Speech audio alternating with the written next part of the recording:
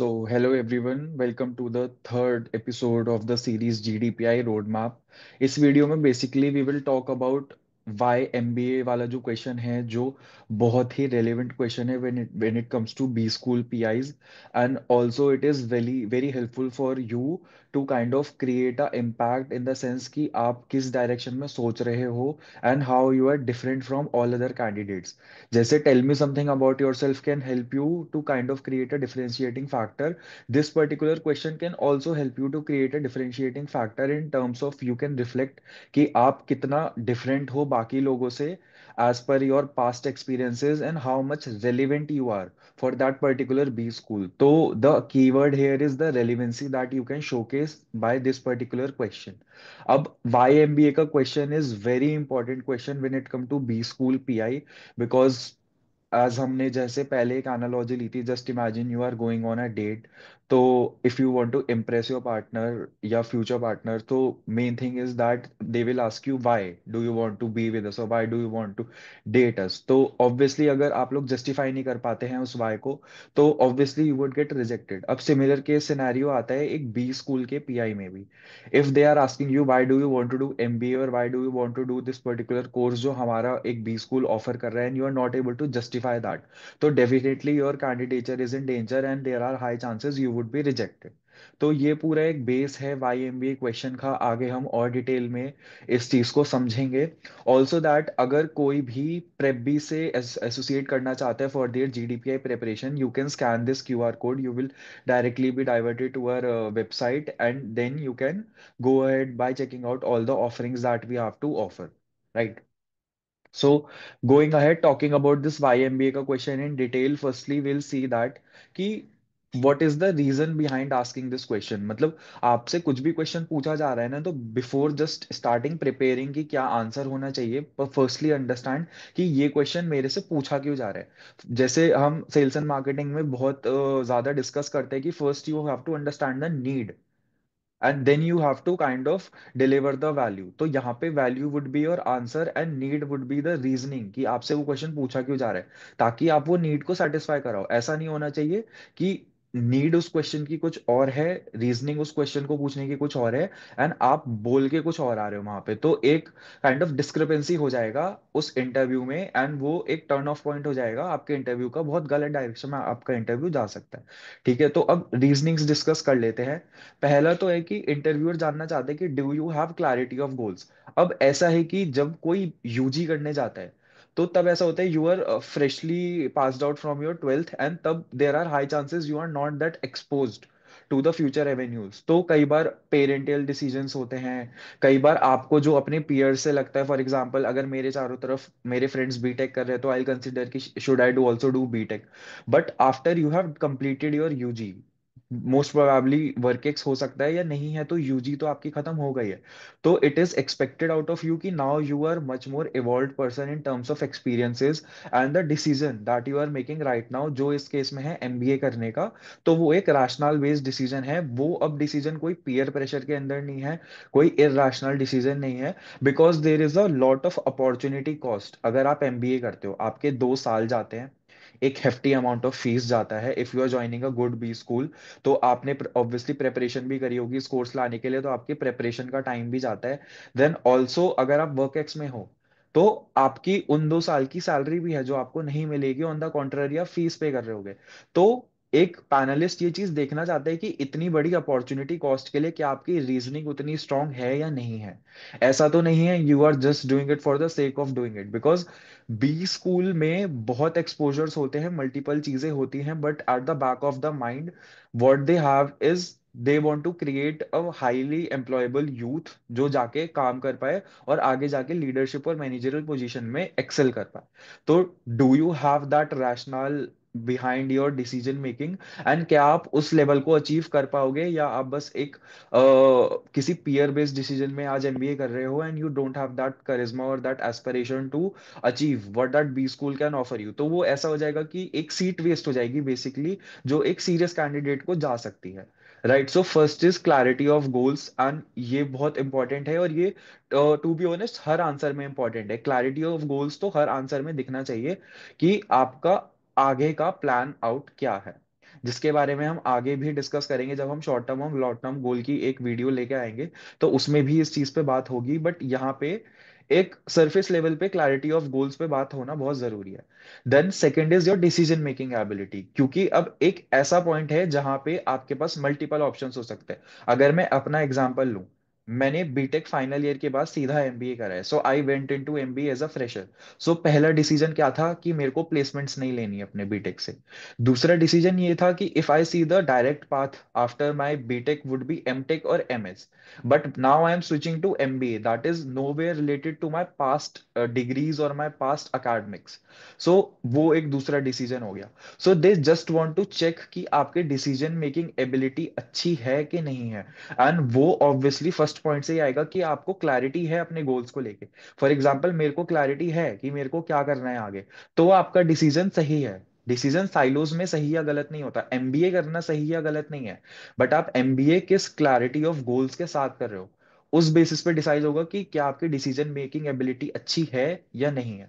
अब ये वो लोग क्यों टेस्ट करते हैं, again coming to that point, कि वो चाहते हैं कि आप लोग आगे जाके लीडरशिप पोजीशंस लो। And at a leadership position you should be a good decision maker. It is very important that you make right decisions at the right time, and it should be very logical decision, right. अब third चीज जो आती है, जो थोड़ा B school centric हो जाती है, वो है अलाइनमेंट विद द प्रोग्राम। अब just imagine alignment with the program से क्या मतलब है। जैसे एक प्रोग्राम होता है जो बी स्कूल का, उसमें मल्टीपल चीजें होती हैं। वो लोग ये चेक करना चाहते हैं कि क्या उनकी ऑफरिंग्स और क्या आपकी एक्सपेक्टेशंस में कोई मिसमैच तो नहीं है। बिकॉज ऑब्वियसली वो लोग अगर फीस ले रहे हैं आपसे, तो वो भी ये चीज मेक श्योर करना चाहेंगे कि they do justice to you. वो ऐसा नहीं चाहेंगे कि आप बस आ जाओ, क्योंकि उनके पास कैंडिडेट्स की कमी तो नहीं है, they have multiple candidates to choose from. तो वो भी चाहते हैं कि हम एक ऐसा एनवायरनमेंट क्रिएट करें जहां पे you are satisfied when you leave that particular B school. अब इसके पीछे की रीजनिंग क्या है। If you all might know कि जो बी स्कूल का कल्चर है ना, वो एल्मा मैटर से बहुत ज्यादा चलता है। जो बी स्कूल के एलम्स होते हैं उससे वो नेटवर्क बहुत ज्यादा चलता है। सो कोई भी बी स्कूल ये नहीं चाहता कि अनसेटिस्फाइड स्टूडेंट्स उस बी स्कूल से पास आउट करें और वो उस एल्मा मैटर का पार्ट ना रहे, आगे हमारा कुछ एक ट्रांजैक्शन ना हो पाए उनसे, या कोई कनेक्शन ना रह पाए, ऐसा कोई बी स्कूल नहीं चाहेगा। इसलिए वो देखते हैं कि are your expectations aligning with their offerings, and if the answer is yes, they would be interested in taking you in that particular program or in that particular B school. Now fourth point आता है कि justification of investment. As I already mentioned, investment बहुत बड़ा है, opportunity cost बहुत बड़ी है। ठीक है, इसके अलावा भी there could be multiple external qualitative investment. मान लेते हैं कि आज फॉर एग्जांपल मेरे फादर है जो अर्न कर रहे हैं, definitely I can plan out very easily for doing an MBA. But just imagine मेरी फाइनेंशियल्स उतने अच्छे नहीं है, then do I have to take a loan, I have to pay interest on that. ये सब चीजें बहुत मैटर करती हैं। आई एम नॉट सेइंग कि आप ये सब जाके एक्सप्लिसिटली बता दो, सब कुछ जाके बता दो, but back of the mind ये क्लैरिटी होना बहुत जरूरी है। So coming to the point, जो मैंने अभी बोला कि सब जाके बताना जरूरी नहीं है, बट हर पॉइंट को लेके क्लैरिटी होना बहुत जरूरी है। Because they can grill you on any point. Just imagine they ask you a question related to your family कि आपके पेरेंट्स क्या करते हैं, यू टोल्ड देम समथिंग जिससे उनको ये लग सकता है कि it might be very difficult for you to kind of come in to an MBA. अपने 2 साल देना एमबीए को, उतना फीस देना थोड़ा डिफिकल्ट हो सकता है। तो वो उस चीज पे आपसे क्रॉस क्वेश्चनिंग कर सकते हैं कि आप कैसे मैनेज करोगे फाइनेंशियल्स, इफ ये प्रॉब्लम है तो आप इस प्रॉब्लम से कैसे डील करोगे। So not saying why MBA के अराउंड ही सब रिवॉल्व हो जाएगा, बट देयर आर चांसेस कि आपसे उसके अराउंड कुछ और क्रॉस क्वेश्चंस करे जाएं जिसमें ये सब चीजें कवर आउट हो जाएं। ठीक है, क्योंकि रीजनिंग समझना बहुत इंपॉर्टेंट है। एज ऑलरेडी मेंशन कि वाई एमबीए पूछने का रीजनिंग क्या है, सब एक बार में बताना जरूरी नहीं है। नॉट सेइंग कि ये जो 5 चीजें मैंने लिखी हैं वो सारी चीजें आप एक बार में जाके बता दो उनको, ऐसा मैं नहीं बोल रहा हूं। बट इन सब चीजों पे आपको खुद क्लैरिटी होनी चाहिए कि अगर आपसे क्रॉस क्वेश्चन करा जा रहा है इस चीज को लेके, तो you should be well versed and you should B clear कि अब अगर मेरे से इस पॉइंट पे क्वेश्चन करा गया है, what are the key pointers that I have to mention to defend myself, to make my candidature strong for that particular opportunity, right. अब फिफ्थ जो चीज आती है that is very important, and उसके लिए पूरी की पूरी मेरी नेक्स्ट स्लाइड भी है। That is about story telling skills. आप जाके रैंडम फैक्ट्स थ्रो कर दोगे कि मैंने यहाँ पे ये करा था, यहाँ पे ये करा था, यहाँ पे ये करा था, और अब मैं एमबीए करना चाहता हूँ, it would look very unstructured. And जिसने भी मेरी पहली वीडियो नहीं देखी है, जहाँ पे I set the base for ये पूरी playlist and also the base for your GDPI preparation, I said that two things are very important, one is the content and second is the structure. तो उस चीज पे अब मैं हर video में बात करने ही करने वाला हूँ। एंड आई ऑल्सो टेल कि हम आपको वो स्ट्रक्चर बिल्डिंग में कैसे हेल्प कर पाएंगे। मैंने फर्स्ट वीडियो में भी बोला था कि ऐसा नहीं है कि आप कोई कोचिंग या मेंटरशिप ज्वाइन करोगे तो सब कुछ वही करेंगे, कई लोग हैं जो उसके बिना भी काफी अच्छा कर लेते हैं, but if you want to stand out from the crowd, तो उसमें एक कोचिंग या एक मेंटरशिप आपको बहुत हेल्प कर सकती है। मैंने जो भी अभी तक 4 पॉइंट मेंशन करे हैं, it was all about content जो आपको प्रिपेयर करना पड़ेगा। अब अगर कोई सीधा इस वीडियो को देख रहा है, तो आई विल हाईली सजेस्ट कि you go and watch the first video, जहां पे मैंने बहुत ही डिटेल में बताया है कि how you can prepare content जो आपके बारे में है, पूरा कंटेंट आपके बारे में है, आप उसको कैसे प्रिपेयर कर सकते हो, वो मैंने फर्स्ट वीडियो में बहुत ही डिटेल्ड मैनर में एक्सप्लेन करा है। Then then after watching that particular video you can come back to this video and resume इसके आगे का चीज। नाउ अब स्ट्रक्चर पे बात करते हैं कि फिफ्थ पॉइंट जो है that is story telling skills. मैं नहीं बोल रहा हूँ कि आप कोई स्टोरी नरेट करो जाके, but by story telling skills is that एक ना फ्लो दिखना चाहिए आपके आंसर में, एक प्रॉपर ट्रांजिशन दिखना चाहिए from one stage of your life to another stage of your life. एक ट्रांजिशन दिखना चाहिए, ऐसा नहीं दिखना चाहिए you were very confuse throughout your life and you were not really sure about the decisions you are making, बस ऐसा था कि जो चल रहा है चल रहा है एंड काम चला रहे हैं, ऐसा फील नहीं आना चाहिए। राइट, तो उसके लिए हम लोग काफी बार फ्रेमवर्क्स यूज करते हैं, और हम वो फ्रेमवर्क्स अपनी क्लासेस में पढ़ाते भी हैं। राइट, सो नेक्स्ट स्लाइड उसके बारे में ही है। I can obviously not teach each and every framework, क्योंकि वो हम क्लासेस में इन डिटेल एक्सप्लेन करते हैं, but these are the 5 frameworks जो हम यूज करते हैं इन प्रेपी to prepare our why M B A का answers. First is past present and future framework. ये मैंने लास्ट वीडियो में भी पढ़ाया था, इन डिटेल पढ़ाया था, बट फ्रेमवर्क सेम है बट एप्लीकेशन बहुत ज्यादा अलग है, एंड उस एप्लीकेशन के ऊपर हमारी क्लासेस में इन डेप्थ बात की जाती है। राइट, देन सेकंड है 3 C's framework, that is your career, your competence and your community. Right, इसके ऊपर एक प्रॉपर फ्रेमवर्क है जिसके बारे में हम इन डेप्थ बात करते हैं। Then third is problem solution impact framework. Then fourth है star framework. Then star framework एक ऐसा है जो बहुत सारे आंसर्स में यूज हो सकता है, आगे मल्टीपल वीडियोस ऐसी होंगी जहां पे स्टार फ्रेमवर्क के बारे में बात होगी, बट एप्लीकेशन बहुत डिफरेंट होगा basis on the question that is being asked. तो वो एप्लीकेशन बहुत ज्यादा इंपॉर्टेंट है, एंड एप्लीकेशन यूज करके जस्ट टू चेक कि जो इम्पैक्ट हम क्रिएट करना चाह रहे हैं वो हो पा रहा है या नहीं, to gauge that impact, that is also very important. Right, then 4 P's framework है, that is past, plan, program and post MBA goals, जिसमें हम अपने फ्यूचर के बारे में भी बात करते हैं। तो फिफ्थ वाला फ्रेमवर्क जो है वो थोड़ा एक्सटेंसिव फ्रेमवर्क हो जाता है। It is very good framework, but उसके लिए अलाइनमेंट सेट करने पड़ते हैं from the white paper that you prepared. White paper के बारे में मैंने फर्स्ट वीडियो में बात करी है, तो उस वाइट पेपर जो आपने प्रिपेयर करा है उससे अलाइनमेंट्स बिठाने पड़ते हैं। राइट, तो जो भी वाइट पेपर जिसने भी बनाया होता है, उसके अकॉर्डिंग हम जज कर सकते हैं कि हमारे लिए कौन सा फ्रेमवर्क सूट करता है। हम बताते हैं अपनी क्लासेस में कि कौन से फ्रेमवर्क्स के क्या क्या स्ट्रेंथ्स हैं, कौन से फ्रेमवर्क के क्या क्या अपॉर्चुनिटीज हैं जो आप जिसके ऊपर आप बिल्ड कर सकते हो अपना आंसर। और ऐसा नहीं होता कि फ्रेमवर्क हमने दे दिया तो उसके ऊपर आप आंसर बनाओ और यूज करो। उस फ्रेमवर्क के ऊपर एक बेसिक लेआउट बनता है, एक ब्लूप्रिंट बनता है आपके आंसर का। उसके बाद एक मेंटोर से आपके आंसर वेट कराए जाते हैं, and then you get to know कि yes this is the perfect answer, जब उसके अंदर ट्वीक्स एंड करेक्शंस हो जाते हैं। Then you also go into mock PI to check that the answer that you have on paper and the answer that you are delivering is creating similar impact or not. उसके बाद आपको feedback दिया जाता है कि what are the changes that you can make. तो ऐसी एक जर्नी आपको भी फॉलो करनी चाहिए, नॉट सेइंग कि प्रेप बी के थ्रू ही वो जर्नी होनी चाहिए, बट एक जर्नी ऐसी ही होनी चाहिए। Firstly you create a blueprint of the answer, then what whoever is mentoring you, आप उसके पास जाओ, उससे बोलो कि now I want to vet get my answer vetted, आप आंसर को करेक्ट कर पाओ, फिर एक मॉक पीआई में बैठो, उस आंसर को बोल के देखो क्या सेम इम्पैक्ट क्रिएट हो रहा है। अगर नहीं हो रहा है तो सी कि क्या फीडबैक मिल रहा है and how you can change that answer.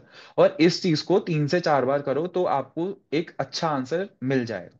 Right, तो summing up this point in single analogy is that कि वाई एमबीए बेसिकली क्या होता है कि जस्ट इमेजिन कि you are standing at a particular station right now, and from that particular station you want to go, for example you are at a station A right now and उससे तुमको station B तक जाना है, right? तो वही एक station B जो है ना हमारे केस में MBA होता है, और उसके लिए सिंगल रूट होना चाहिए, राइट? मल्टीपल नेटवर्क्स हो सकते हैं अलग अलग स्टेशन से आके, एक कन्वर्जेंस हो सकता है स्टेशन बी के लिए, लेकिन आपको उनको कन्विंस करना पड़ेगा कि आपको स्टेशन बी पे जाना क्यों है, स्टेशन बी पे जाकर ही आपका काम क्यों चलेगा, स्टेशन एक्स स्टेशन जेड पे जाके वो काम क्यों नहीं चल पाएगा। तो मेजर की लर्निंग्स हमारी क्या है?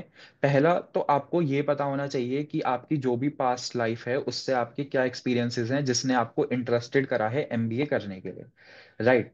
देन आपको ये भी पता होना चाहिए कि एमबीए इस टाइम पे सही क्यों है, the time factor is very important. आपसे ये क्वेश्चंस हो सकते हैं, जैसे एज अ फ्रेशर मेरे से ये क्वेश्चन बहुत ज्यादा होता था कि why are you not going for any particular job, work ex collect करो, रेलिवेंट वर्क एक्स कलेक्ट करो, आपको कॉर्पोरेट एक्सपोजर मिलेगा, उसके बाद एमबीए करना ज्यादा सेंस बनाता है।